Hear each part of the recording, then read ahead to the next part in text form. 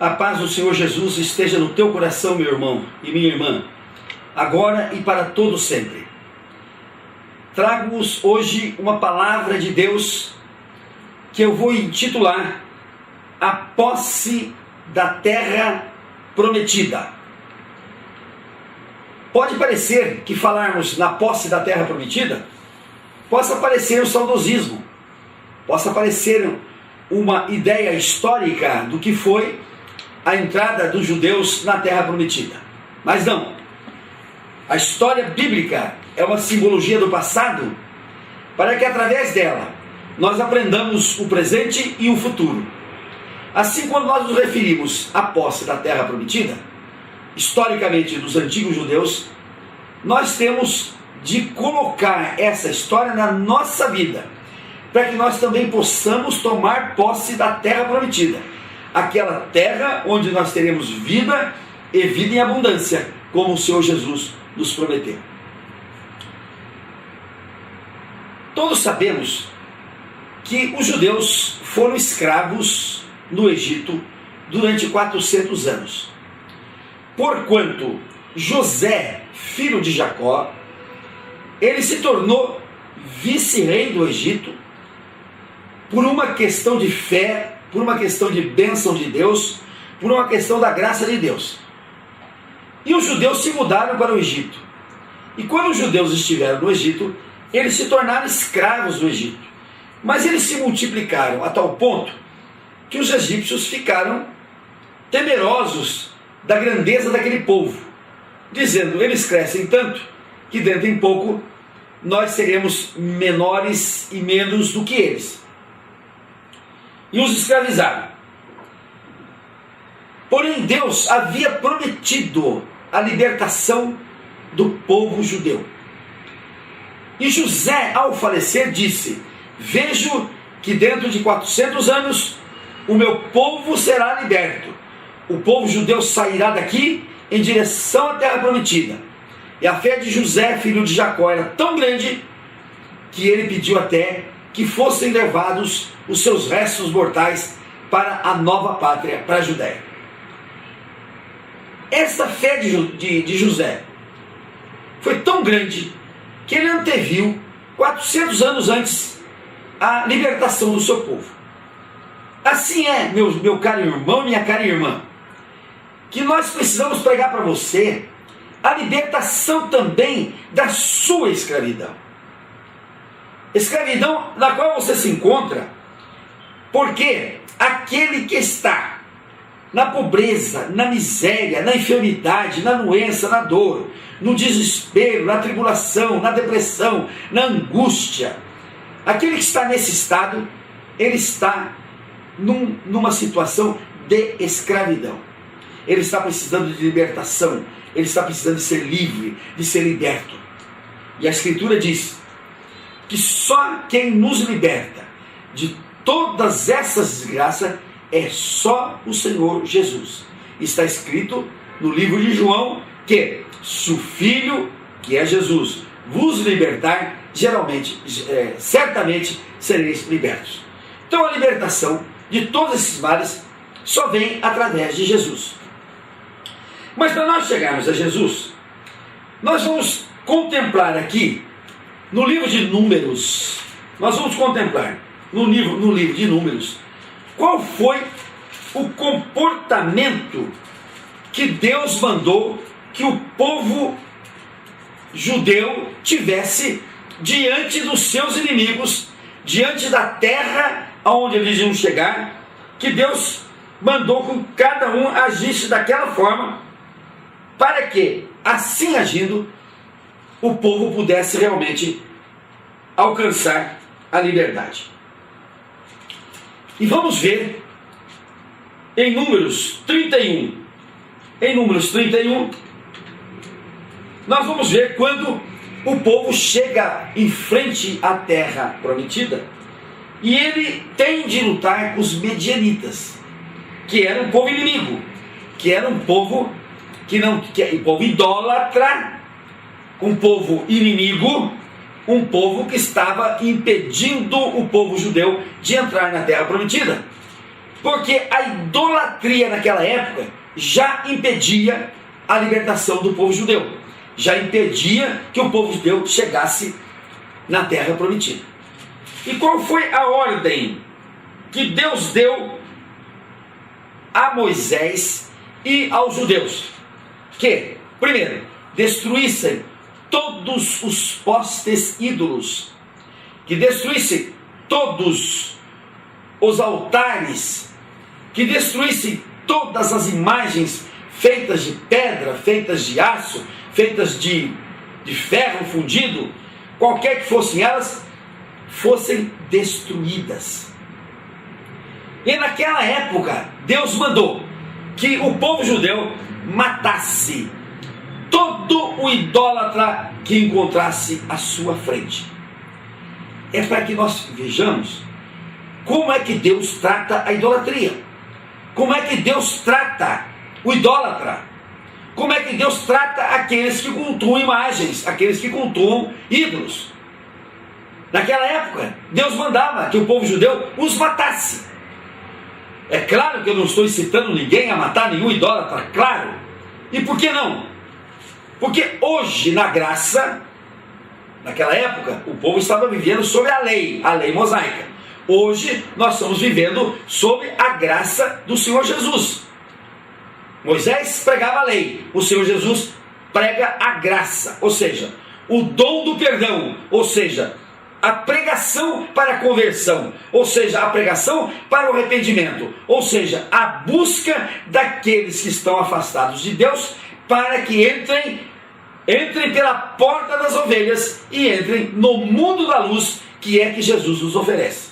Então hoje nós não precisamos pregar mais a morte dos idólatras, porque eles já estão mortos, na verdade, já estão mortos diante de Deus, estão vivos, aparentemente vivos, mas espiritualmente estão mortos, porque não há nenhum idólatra que possa estar vivo diante de Deus. Essa é a grande verdade.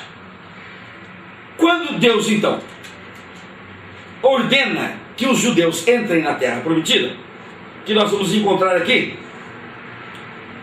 no capítulo 33, no versículo 50 em diante, quando Deus diz assim: Deus manda lançar fora os moradores de Canaã. Lá Deus mandou destruir todos os medianitas que estavam aquém do Jordão, que ainda não estavam na terra prometida, mas estavam impedindo pela sua idolatria que o povo judeu entrasse na terra prometida. E o povo judeu passou a espada tudo. Chega o povo de Canaã, que é aquele povo que já estava dentro da terra prometida, disse o Senhor a Moisés, Números, capítulo 33, versículo 50. Disse o Senhor a Moisés, nas campinas de Moabe, junto ao Jordão, na altura de Jericó: fala aos filhos de Israel, Moisés, e dize-lhes: quando houverdes passado o Jordão para a terra de Canaã, olha o que está escrito aqui: desapossareis diante de vós todos os moradores da terra. E por que os desapossar? Porque eles eram idólatras. Destruireis todas as pedras com figura, e também todas as imagens fundidas, e deitareis abaixo todos os seus ídolos. Vou repetir: desapossareis de diante de vós todos os moradores da terra de Canaã, ou seja, o povo idólatra.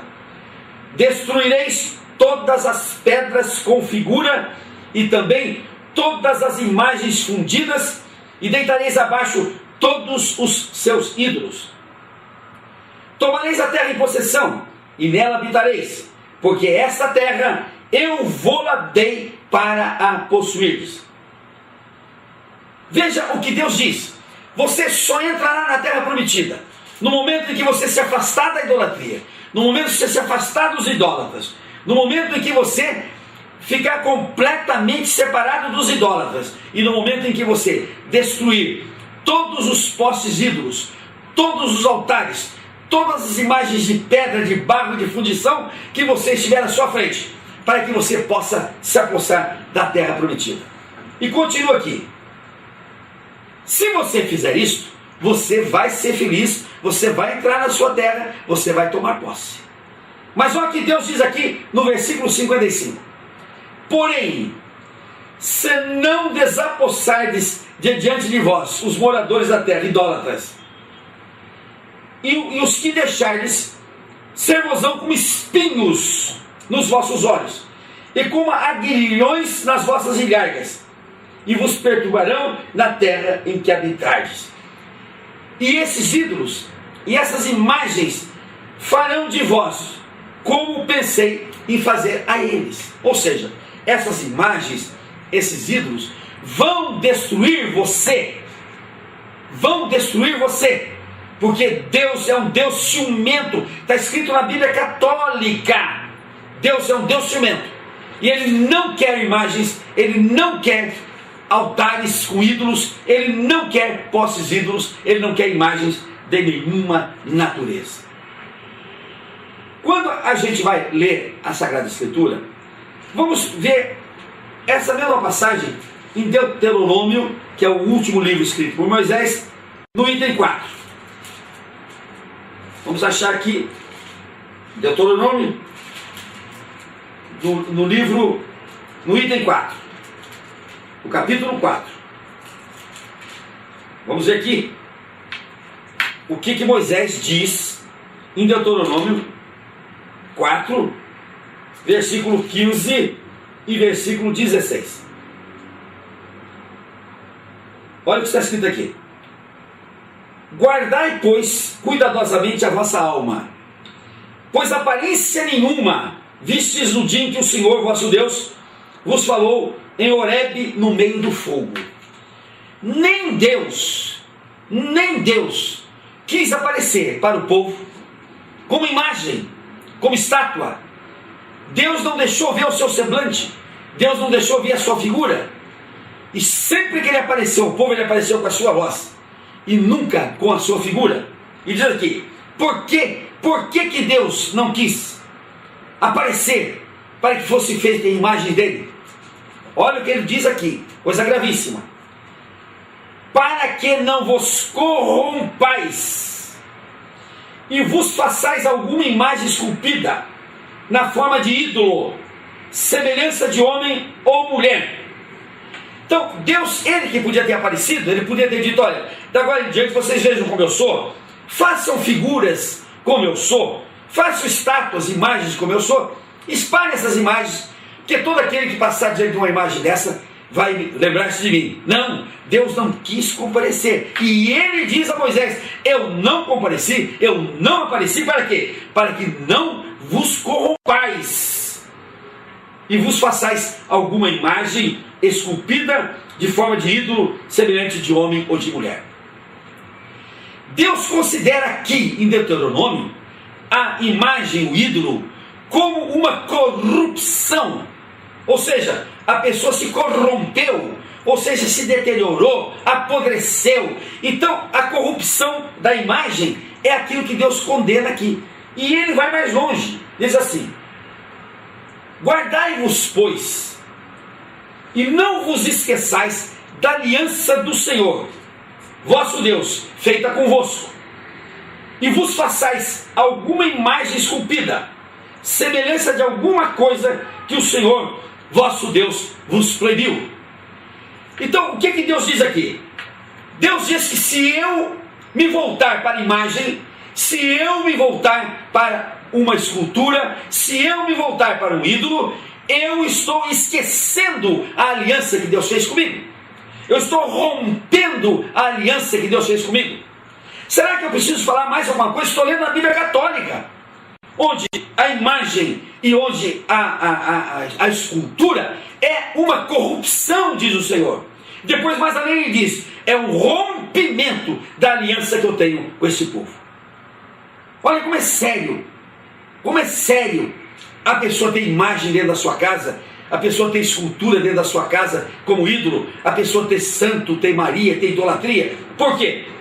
Porque isto, diz o Senhor, quebra a aliança que eu tenho com você, meu irmão, diz o Senhor Jesus. E olha bem o que diz aqui.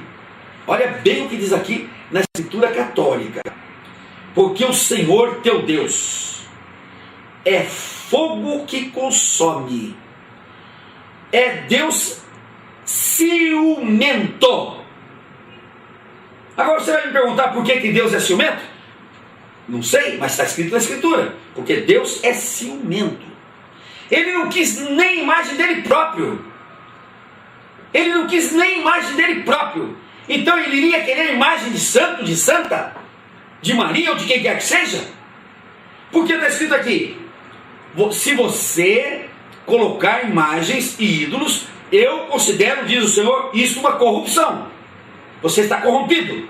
E diz mais: no momento em que você colocar uma imagem e um santo na tua frente, você está rompendo a aliança que eu tenho com você. Agora veja que ato completamente insano da parte de quem assim age. Rompe uma aliança com Deus, rompe uma aliança com o Senhor Jesus e faz uma aliança com uma imagem de barro, de ferro fundido, uma imagem que não vê, não escuta, não anda, não tem nenhum ato, não fala, e deixa aqui a aliança com o Senhor Jesus para fazer uma aliança com quem não tem nenhum poder. E diz aqui: quando, pois, gerardes filhos e filhos de filhos, e vos envelhecerdes, atenção, velhinho que está me ouvindo agora, quando gerardes filhos e filhos de seus filhos, e vos envelhecerdes, não vos corromperdes, para quando fizer alguma imagem esculpida, semelhança de alguma coisa, e fizerdes assim mal aos olhos do Senhor teu Deus, para provocar a ira dele, porque está escrito aqui: se fizerdes isto, diz Moisés, diz o Senhor, eu tomo testemunha contra vós, contra o céu e a terra, com efeito, perecereis imediatamente da terra a qual passado o Jordão e lhes possuir. Não prolongareis os vossos dias nela, antes sereis destruídos.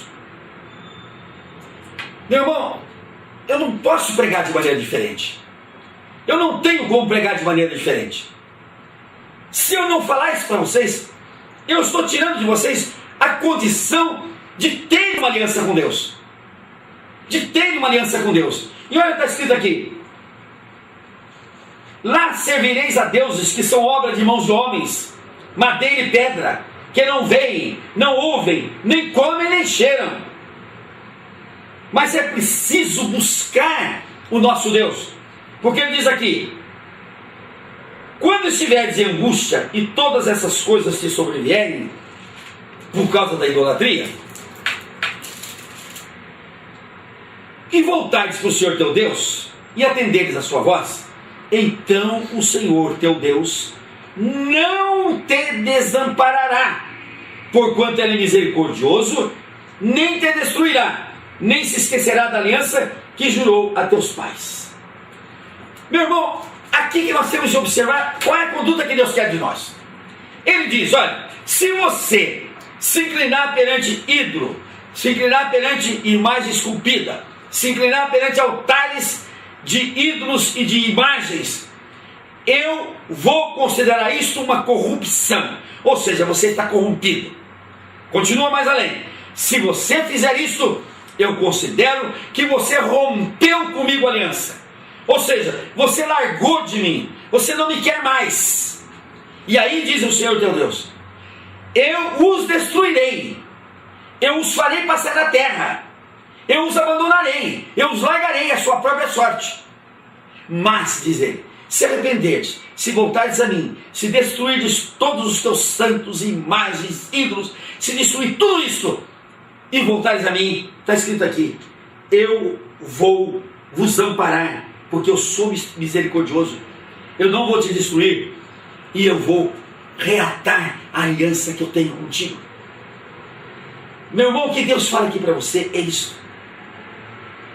Se você não obedecer, se você não quiser obedecê-lo, e você quiser continuar a jogar o seu culto às imagens de ídolos, você vai simplesmente romper a aliança com Deus.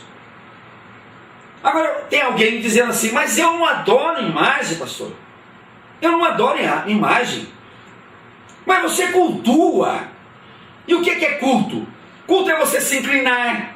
Culto é você mandar beijinho. Culto é você beijar a imagem. Culto é você colocar num lugar alto. Culto é você colocar aqui no seu peito. Culto é você colocar no oratório.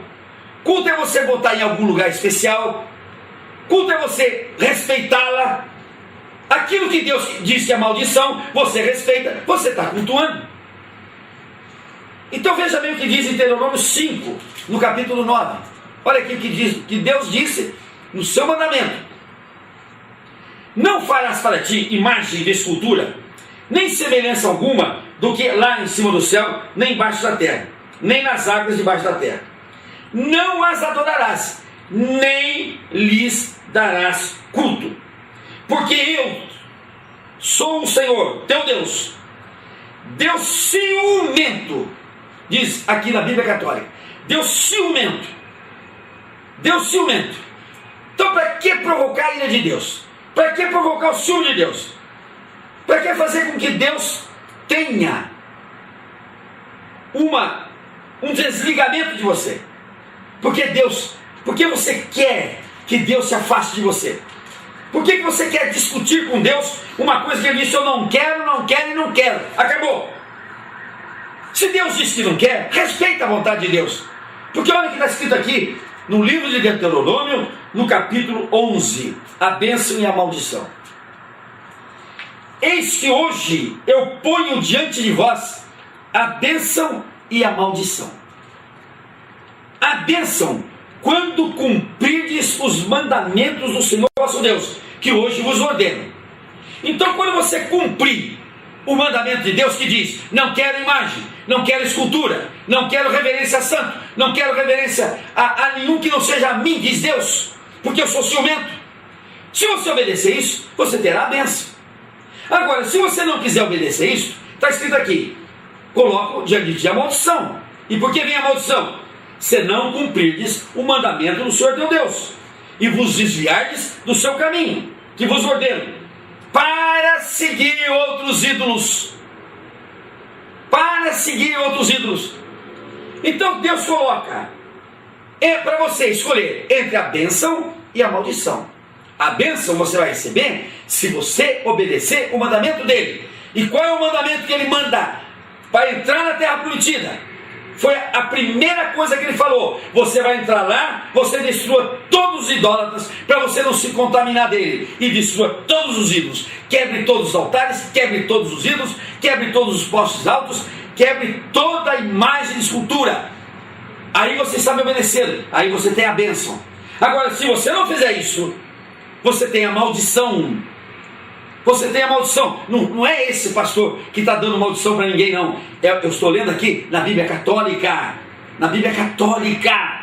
Na Bíblia Católica que diz: tem a maldição quando você não obedecer o mandamento de Deus e se inclinar perante ídolos que são de barro, são de ferro fundido, são esculturas que não falam, não ouvem, não andam, não escutam, e você se inclina perante aquilo. Agora, o que Deus manda a gente escolher? Escolhe a bênção. Escolhe a bênção, meu irmão, para que você tenha uma vida melhor. Se você não sabe por que é que você está aflito, angustiado, amargurado, porque você está no desespero, porque você está passando uma situação financeira terrível, se você não sabe por que você está sofrendo dor, enfermidade, se você não sabe por que você está comendo pão com o diabo amassou com o rabo, se você não sabe o porquê, você agora fique sabendo: é porque você está desobedecendo uma lei de Deus que Ele deu com bastante ênfase para que nós obedecêssemos. E se nós não obedecermos, nós temos a maldição da nossa vida, porque Deus tem que nós somos corrompidos, Deus corta a aliança que tem conosco e Deus nos abandona. Você pode escolher, meu irmão. Se você quiser ficar com seus ídolos, fique com seus ídolos e com as maldições que eles lhe trazem. Se você quiser as bênçãos de Deus, fique só com Jesus, porque só Ele é o mediador entre Deus e os homens, Jesus. E isso está escrito também na Bíblia Católica.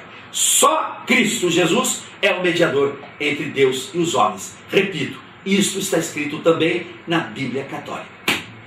Fiquem em paz e o Senhor os proteja sempre. Amém.